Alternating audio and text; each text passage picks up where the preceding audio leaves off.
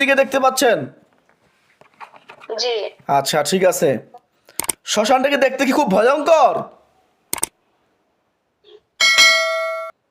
না, তোরা ভয়ঙ্কর না। হালকা। ওই শ্মশানের মধ্যে থেকে আপনার উপরে জাদু করা হয়েছে হয়তো, এই জন্য আপনি ওটাকে দেখতে পাচ্ছেন। মনোযোগ সহকারে খেয়াল করেন, ওই শ্মশান থেকে যদি আপনাকে কোনো জিন্নাত আক্রমণ করে থাকে, সেই জিন্নাতগুলোকে ওই শ্মশানের মধ্যে দেখতে পাবেন। এরা হয়তো কোনো বিড়ালের রূপ ধারণ করে আসতে পারে, বা কোনো সাপের রূপ ধারণ করে আসতে পারে, বা কোনো ভয়ঙ্কর কোনো জীবজন্তুর রূপ ধারণ করে আসতে পারে। দেখেন তো শ্মশানটা চতুর্দিকে খেয়াল করেন, কি বুঝেন?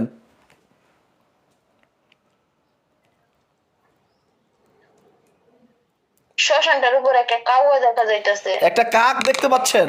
আল্লাহ আপনার পাক কালামের শক্তিতে জি। ওই কাকটাকে একটা কালো খাসার ভিতরে বন্দি করা হোক, ইয়া রশিল কারিম। দেখেন একটা কালো খাসার ভিতরে ওই কাকটা যেন বন্দি হয়ে গেছে, দেখেন ইনশাআল্লাহ।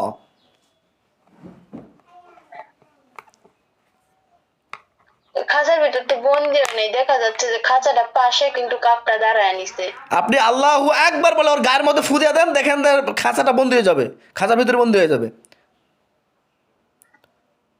দেখেন ইনশাআল্লাহ, দেখেন খাঁচার ভিতরে বন্দি হয়ে গেছে, ঢুকছে। জি। বলেন যে আলহামদুলিল্লাহ। আলহামদুলিল্লাহ।